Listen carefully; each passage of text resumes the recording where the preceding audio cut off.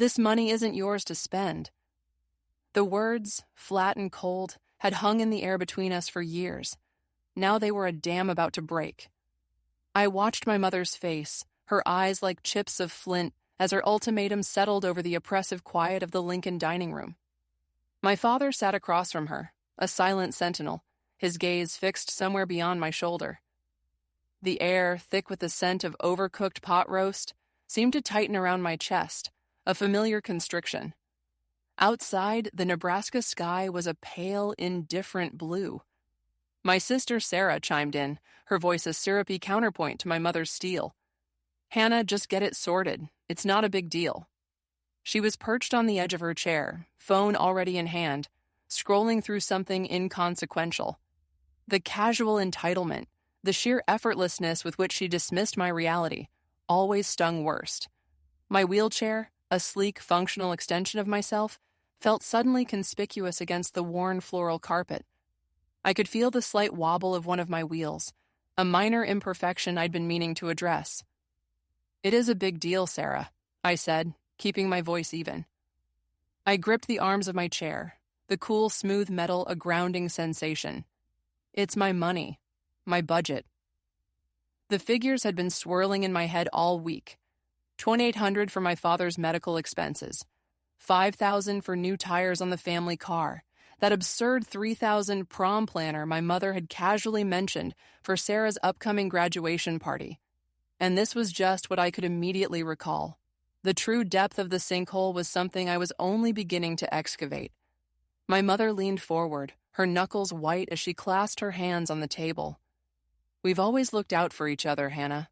You know that. This is just an adjustment." The euphemism hung in the air, a palpable weight. Adjustment. That's what they called it when my inheritance fund, earmarked for my future, had been siphoned off, piece by piece, over the last 4 years. An erosion disguised as familial duty. I rolled my chair back a few inches, the wheels whispering on the carpet, buying myself a moment to breathe. The precise amount I'd been contributing, nearly $100,000 in total, felt like a phantom limb, an ache where something vital used to be. My marketing manager's salary, once a source of pride and independence, now felt like a lifeline to an abyss. "An adjustment for who, exactly?" I asked, my gaze locking with my mother's. "Don't be dramatic, Hannah," my father said finally, his voice a low rumble. He still hadn't met my eyes. He'd always been the quiet enforcer, the one who sanctioned my mother's financial machinations with his silence. The thought of confronting him, of breaking that lifelong pact of passive agreement, sent a tremor through me.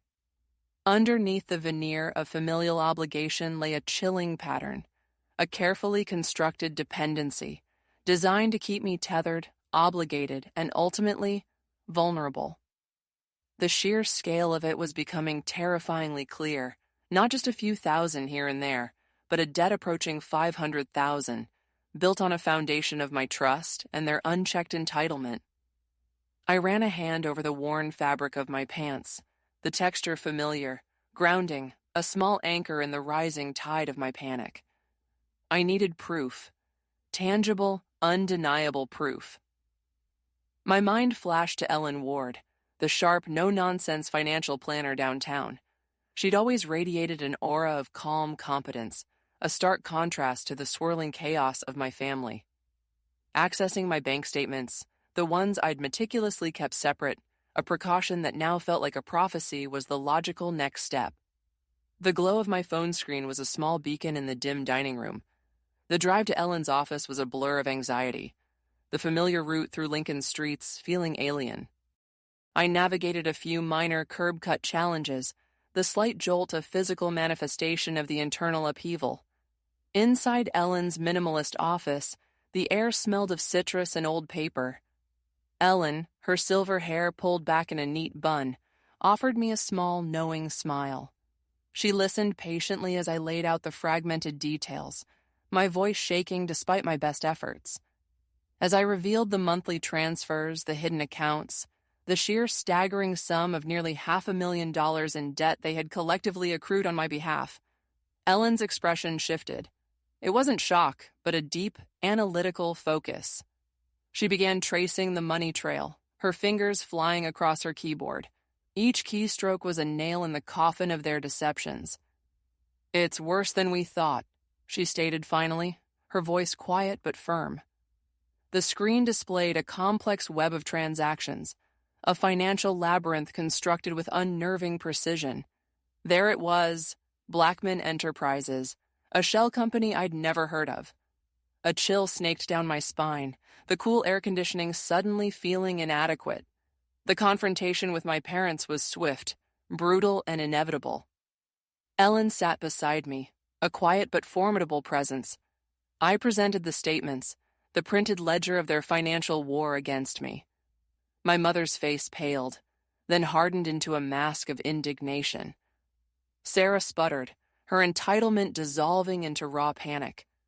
My father just stared at the papers, his silence now a deafening admission.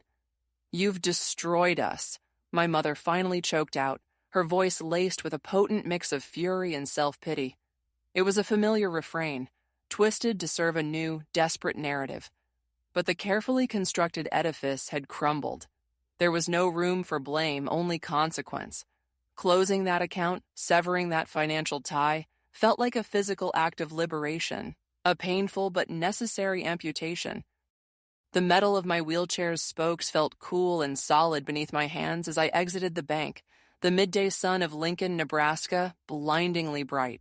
The path ahead was uncertain, the debt I'd inherited a heavy burden, but for the first time in years, the air I breathed felt my own.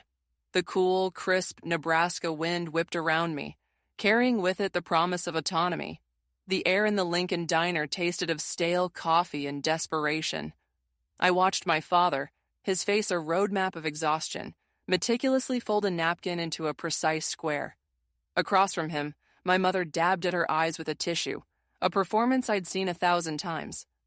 Sarah, bless her oblivious heart, was live-streaming her lunch for her followers, oblivious to the storm brewing just inches away. "So, what now, Hannah?" My mother's voice was a fragile whisper, a stark contrast to the steel I'd faced last week. The financial statements lay between us on the red vinyl-covered table, stark white proofs of their carefully constructed ruin. The $500,000 debt, mostly accumulated through my parents' ventures and Sarah's extravagant lifestyle, was now a tangible, undeniable weight. I'd spent the last few days in a haze, oscillating between numb disbelief and a cold, hard rage.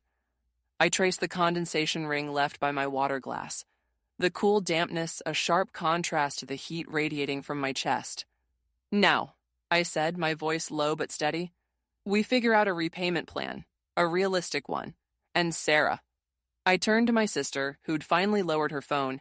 "Your spending habits need to change, drastically." The word drastically hung in the air, heavy with unspoken consequences. Sarah's lower lip began to tremble. "But my life, I have obligations, Hannah. The wedding alone will cost." "The wedding is not my problem, Sarah," I interrupted, the words sharper than I intended. The sheer audacity, after everything, made my stomach clench. I was managing marketing campaigns for a Fortune 500 company. I understood budgets, projections, and the harsh reality of financial planning. This wasn't a negotiation. It was a reckoning. My father finally looked up, his gaze meeting mine. There was no anger there, just a profound weariness. "Hannah, we can't. We just can't." He gestured vaguely at the statements. "The interest alone." The unspoken plea for understanding, for leniency, was clear. But I'd given leniency for years, and it had only dug them deeper into the hole they'd dug for me. A small victory. I'd already spoken to Ellen Ward again. She'd pulled some strings, found a reputable debt consolidation firm that specialized in these kinds of complex family financial entanglements. It wouldn't be easy, but it was a path forward, a way to untangle the financial knot they'd tied around me. The thought of sitting down with that firm, of laying out the sordid details of their fiscal irresponsibility, felt both daunting and strangely empowering. "We can," I insisted, leaning forward, the movement of my chair a quiet assertion of presence. The rubber wheels made no sound on the linoleum as I adjusted my position. Ellen's firm has outlined a structured repayment. It means cutting back, selling things, taking on part-time work, Sarah. I met her shocked gaze. No more designers, no more lavish trips. We start with what's owed. Period. The air crackled with unspoken resentment and a dawning realization of their predicament. My mother's eyes narrowed. And what about your father's medical treatments? Your mother's retirement fund? The old guilt-tripping routines resurfaced, but their power had diminished. I had Ellen, I had the facts, and I had a hardened resolve. The cool metal of my wheelchair's frame felt like a shield. Those are your responsibilities, I stated, my voice devoid of emotion, just as my financial plan was my responsibility. You chose to treat it as a shared, bottomless well. The years of carefully managed finances, of foregoing personal luxuries to cover their overspending, flashed before my eyes, a silent testament to my misplaced loyalty. Sarah, surprisingly, was the first to break. A tear rolled down her cheek, smudging her carefully applied mascara. I don't know how, she whispered, her voice cracking. It was the first hint of genuine vulnerability I'd seen from her in years, a tiny crack in the facade of entitlement. You'll learn, I said, the words softer this time. As I pushed my chair away from the table, the faint metallic squeak of a wheel lock engaging was the only sound. The burden of their financial mismanagement was still immense, a shadowy overhang on my future. But standing, or rather, rolling on my own, armed with truth and the quiet strength of self-reliance, felt like the first breath of truly clean air in a very long time. The diner's stale scent seemed to recede, replaced by the faint, hopeful aroma of possibility drifting in through the automatic doors. The drive back to my apartment was a slow unraveling. The usual hum of Lincoln's afternoon traffic, the distant siren, the rumble of a truck, the cheerful chatter of unseen pedestrians, seemed to pulse with a new rhythm, a soundtrack to my reclaimed autonomy. Each green light felt like a small victory, each smooth stretch of road, a confirmation of progress. I adjusted the angle of my chair, the worn leather cool beneath my hands, navigating the familiar route with a deliberate calm. Inside my apartment, the silence was a balm. Sunlight streamed through the large window in my living room, catching the dust motes dancing in the air and illuminating the polished gleam of my wheelchair. It was here, in this space that was unequivocally mine, that the details of Ellen's proposed repayment plan began to solidify in my mind. A spreadsheet, meticulously organized, lay open on my laptop. It outlined 2 scenarios, one dire, requiring extreme austerity from my family, and a more manageable one, contingent on them securing quick loans and liquidating some assets. I sent a text to Ellen. Ready to discuss the family repayment strategy. Are you free tomorrow morning? Her reply was almost instantaneous. 9 a.m., be ready. The efficiency, the lack of preamble was exactly what I needed. It was a stark, professional contrast to the emotional wreckage of my family dynamics. Later that evening, Sarah called. Her voice was different, stripped of its usual flippancy. Hannah, she began, her voice wavering, I've been thinking about the part-time work. Maybe I could, I don't know, sell some of my clothes, my designer bags. The admission, small as it was, felt monumental. It was the first tremor of genuine responsibility I'd witnessed from her. A small, genuine smile touched my lips. That's a start, Sarah, I replied, my voice gentle. We can figure out where to begin. Maybe we can start by reviewing your expenses from the last 6 months together. The idea of us, side by side, poring over her extravagant purchases, felt like a bizarre, unprecedented step towards genuine siblinghood. The faint scent of lemon polish from my latest cleaning spree filled the air. The next morning, Ellen's office was bathed in that same crisp, citrus-scented light. The financial documents spread across her desk, projected incomes, interest rates, repayment schedules, looked daunting. But Ellen's steady presence, her sharp intellect, cut through the fog of anxiety. We meticulously went through the numbers, identifying potential areas for my parents to generate income, exploring options for asset liquidation that wouldn't completely decimate their remaining possessions.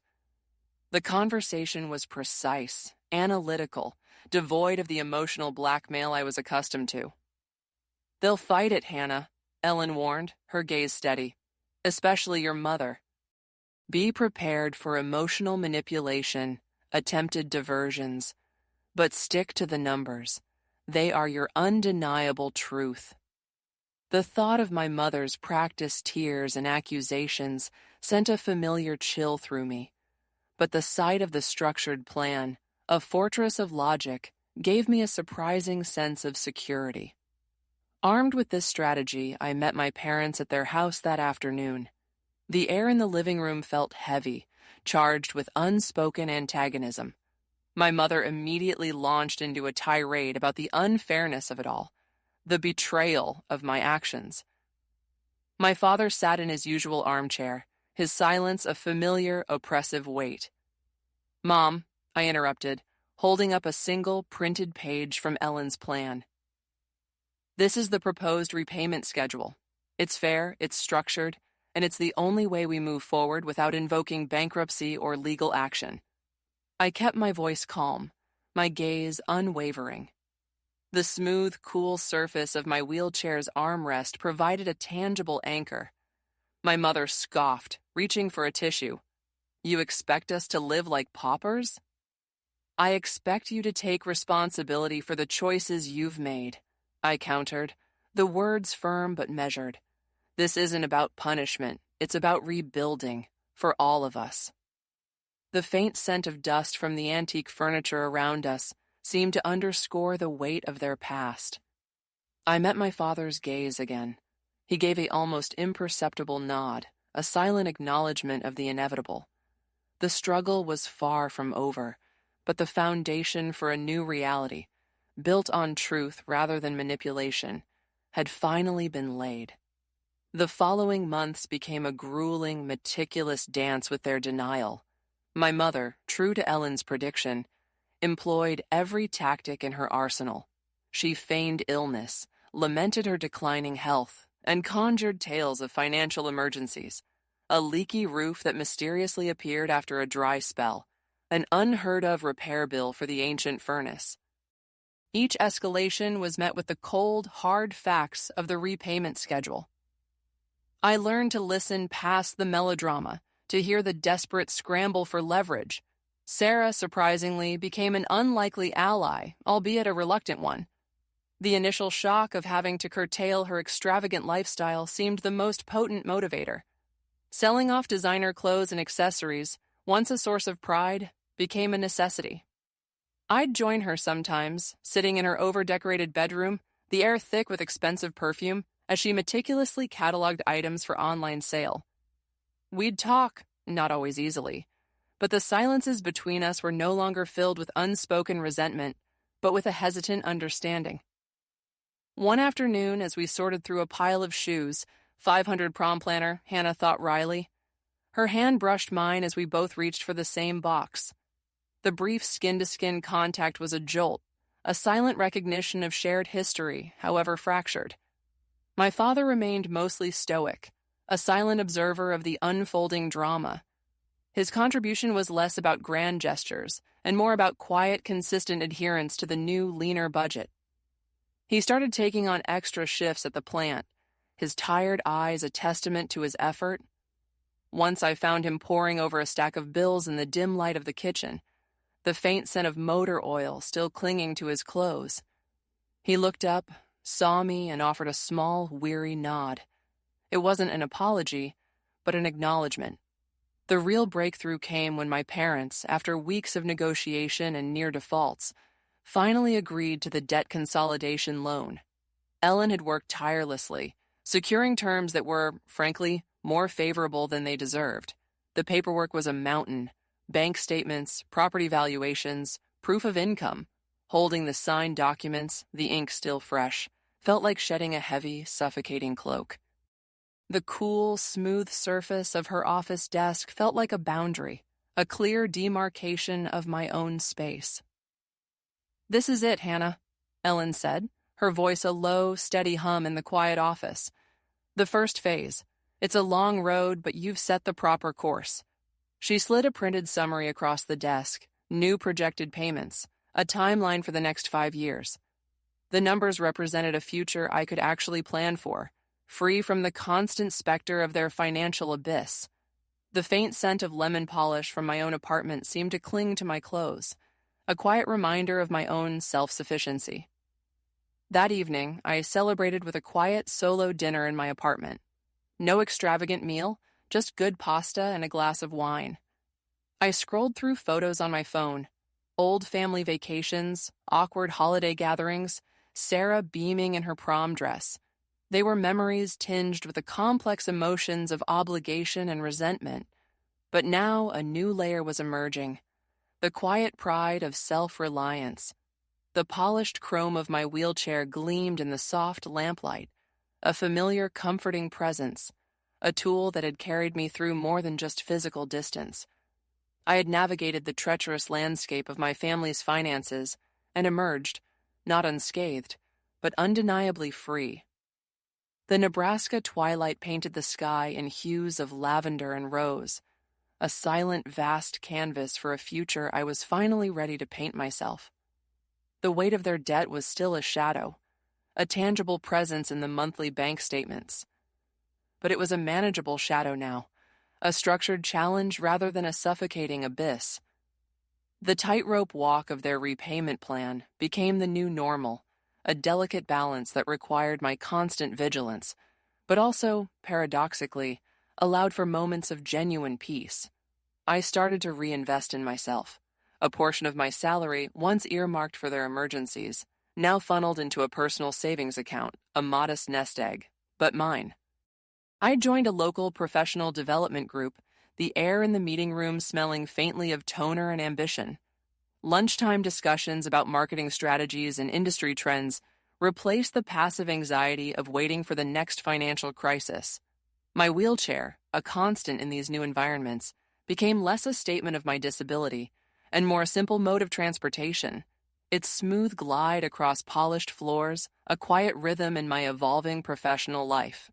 Sarah, surprisingly, found her footing. The strictures of her new reality forced a brutal self-assessment. She landed an administrative role at a local boutique, the pay meager, but the experience invaluable.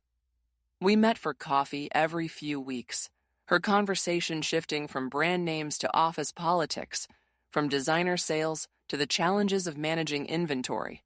The clink of ceramic mugs against saucers in the busy cafe was a soundtrack to our evolving dynamic. "It's not what I dreamed of," she admitted one afternoon, stirring her latte with unusual concentration. "But it's something, and I'm actually learning stuff." The gratitude in her voice, though still tinged with a hint of lingering entitlement, was a subtle balm. My parents, too, began to demonstrate a fragile stability. The constant, gnawing fear of financial collapse had receded, replaced by the steady, if unglamorous rhythm of monthly payments. My mother discovered a surprising aptitude for couponing and bargain hunting, turning the act of saving into a competitive sport. My father, his work ethic amplified by the debt's persistent pressure, even started offering small, unsolicited tips on managing household expenses. The scent of his home-cooked meals, once a symbol of their reliance on me, now felt like a shared effort, a quiet testament to their commitment. One brisk autumn evening, I found myself rolling down a familiar street in Lincoln, the leaves crunching under my wheels, the air crisp with the promise of approaching winter. I passed the diner where we'd had so many tense conversations, its windows glowing warmly. It no longer held the same power, the same sting. I was heading to meet Ellen for a quarterly review. Her office, as always, smelled faintly of citrus, a clean, optimistic scent that had become synonymous with my newfound clarity. "Your parents are on track, Hannah," Ellen reported, her voice a low, reassuring hum. "Sarah is diligently managing her new budget. You've done exceptionally well." She gestured to a chart on her screen, illustrating the steady reduction of the debt. It wasn't a dramatic victory, no single climactic moment of triumph. It was a slow, hard-won ascent, built on perseverance and an unwavering commitment to my own well-being. As I left Ellen's office, the streetlights cast long shadows, creating shifting patterns on the pavement. The city felt different now, not an obstacle course, but a landscape I could navigate on my own terms.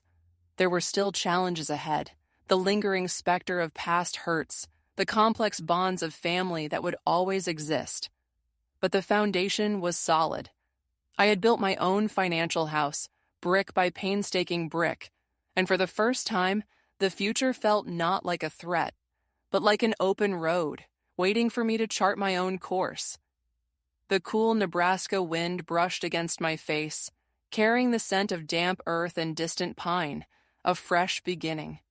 The crisp autumn air of Nebraska, once a symbol of my newfound freedom, began to give way to the biting winds of winter.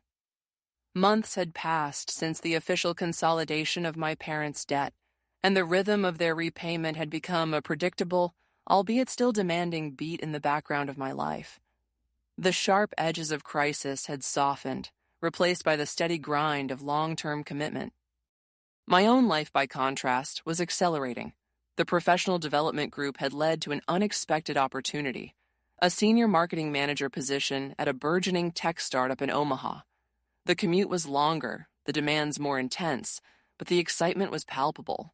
The office buzzed with innovation, the air thick with the scent of fresh coffee and the quiet hum of servers.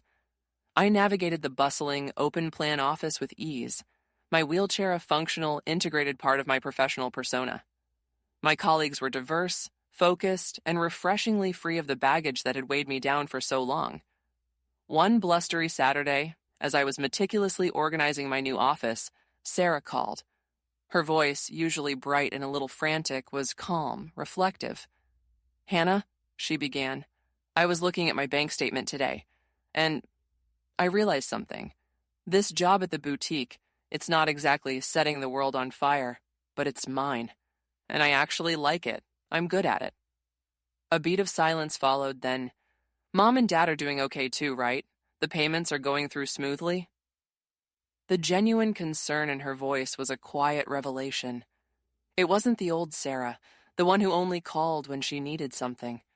This was a Sarah who was building her own life, carving out her own stability, and remarkably, showing concern for the well-being of others. "Yes, Sarah," I replied, a soft smile spreading across my face. "They are. And you should be proud of yourself. You're doing great." The scent of pine cleaner from my recent tidying session filled the air, a testament to my own commitment to order. My parents, too, were finding a new equilibrium.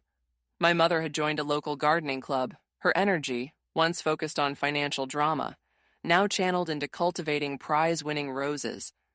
My father, in his quiet way, had started volunteering at a community workshop, repairing bicycles for underprivileged children. He'd always had a knack for mechanics, a skill he'd previously dismissed as unimportant.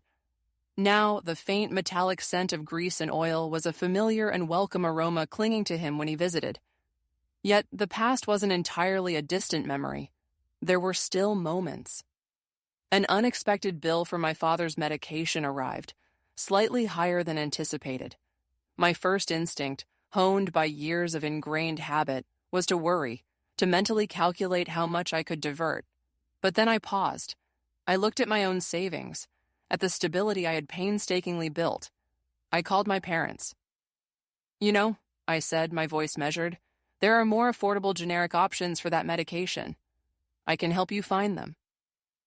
There was no offer of direct financial bailout, but of guidance, of shared problem-solving. My mother, to my surprise, agreed readily. "Yes, Hannah, that would be helpful." The absence of the usual dramatic resistance was a silent victory. The holiday season arrived, not with the usual frantic veneer of forced cheer, but with a quiet warmth. We gathered at my parents' home, the air filled with the comforting scent of baking bread and roasted turkey.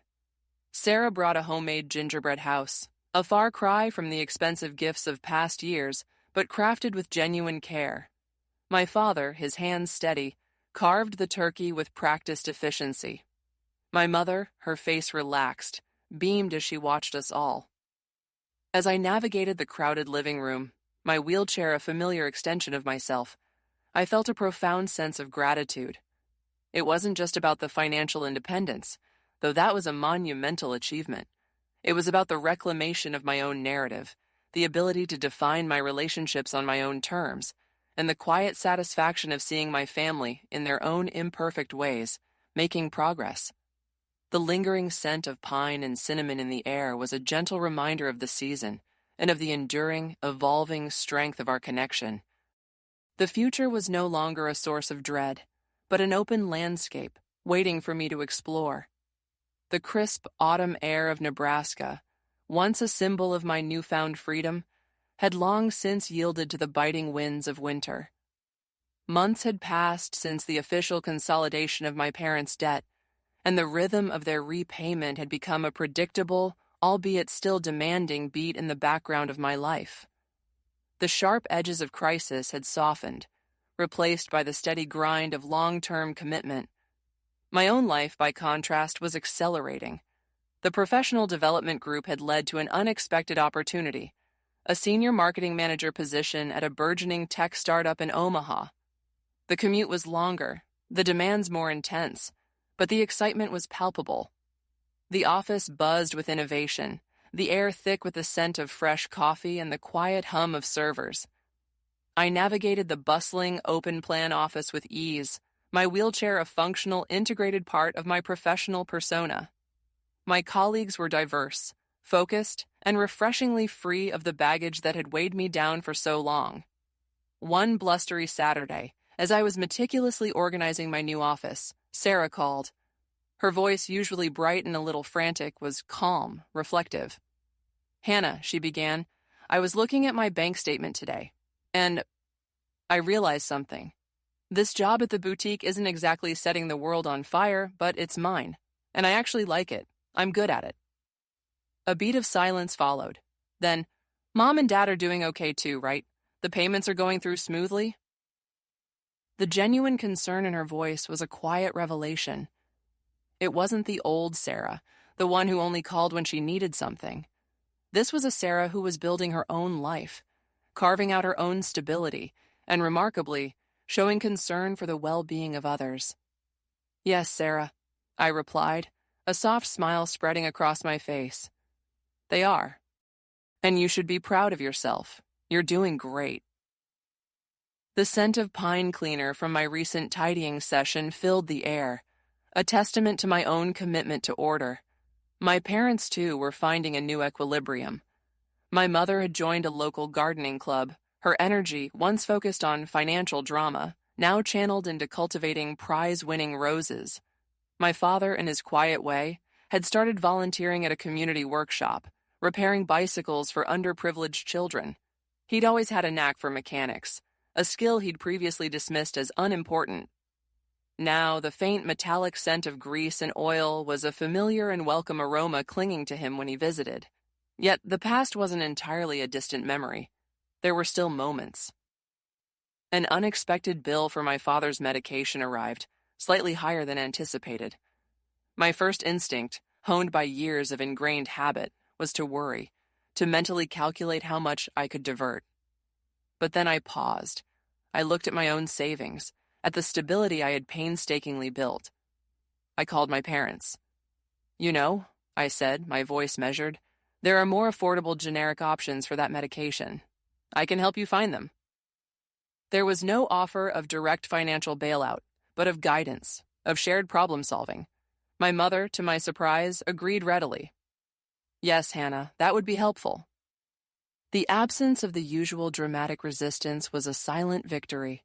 The holiday season arrived, not with the usual frantic veneer of forced cheer, but with a quiet warmth.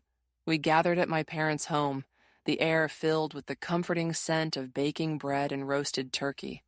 Sarah brought a homemade gingerbread house, a far cry from the expensive gifts of past years, but crafted with genuine care. My father, his hands steady, carved the turkey with practiced efficiency. My mother, her face relaxed, beamed as she watched us all. As I navigated the crowded living room, my wheelchair a familiar extension of myself, I felt a profound sense of gratitude. It wasn't just about the financial independence, though. That was a monumental achievement. It was about the reclamation of my own narrative, the ability to define my relationships on my own terms, and the quiet satisfaction of seeing my family, in their own imperfect ways, making progress. The lingering scent of pine and cinnamon in the air was a gentle reminder of the season and of the enduring, evolving strength of our connection. The future was no longer a source of dread, but an open landscape waiting for me to explore. Winter twilight descended upon Omaha, painting the sky in hues of dusky blue and pale rose. I sat in my new office, surrounded by the soft glow of monitors and the quiet hum of servers, the aroma of freshly brewed coffee mingling with the faint scent of ozone, creating an atmosphere of focused energy. Outside the window, snowflakes drifted lazily, performing their silent waltz. Snow. It reminded me of Nebraska, of how long it had been since I left my parents' home, and of how far I had come. My life was now a mosaic, pieced together from carefully chosen fragments. A successful career, hard-won independence, healthier family dynamics. The final quarterly report had been submitted. The numbers on the screen showed the startup's steady growth, and my own personal financial metrics reflected a similar, confident trajectory. I opened a folder labeled Family Finances 20XX. Within it lay the e-copies of my parents' most recent payments, graphs charting their gradual, approved by me but executed by them, descent from debt. Their names, alongside mine, in the participants column. But now it was a story of shared effort, no longer my sole burden. I dialed Sarah's number. "Hey," she answered, her voice even, confident. "Guess what I got today?" She chirped. "A promotion." She recounted details of her new role, additional responsibilities, the quiet satisfaction of feeling valued and capable. This was not the whisper of desperation, but a steady narrative of achievement. "I'm so proud of you, Sarah," I said sincerely. "You know," Sarah continued, "I was thinking, maybe for our spring break we could take a trip somewhere, not too far, obviously, to keep costs down, but just to spend time together, as a family." Her suggestion was unexpected but welcome. I mused about the drive, the possibility of a few days away from the demands of work, the newfound ease of spending time together without the shadow of crisis. "That sounds wonderful," I replied. "I'll look into some options." Then I called my parents. My mother, upon hearing my voice, immediately inquired about my work, my life in Omaha. I spoke of the startup, my new colleagues, and then, with a touch of trepidation, I mentioned Sarah's idea. "Oh, that would be lovely, Hannah," my mother said, her voice devoid of its usual dramatic flair. "We just need to find somewhere affordable, perhaps a cozy cabin by a lake." My father, when I spoke to him, simply said, "Good, daughter, as long as you're happy." After these calls, I sat in the quiet of my office, watching the snow fall. I felt not an ending, but a continuation. A story that was now being written not just by me, but by my entire family, each with their own distinct handwriting. My hands, accustomed to maneuvering my chair, now confidently gripped the steering wheel of my car, guiding me toward a new chapter. I was no longer the Hannah who battled debt and despair. I was a woman who had learned to set boundaries, build her own future, and most importantly, to forgive. To forgive, not to forget, but to move forward, unburdened by the weight of the past. I stood up, parking my chair beside my desk. Slowly, deliberately, I walked towards the door, heading for the parking lot.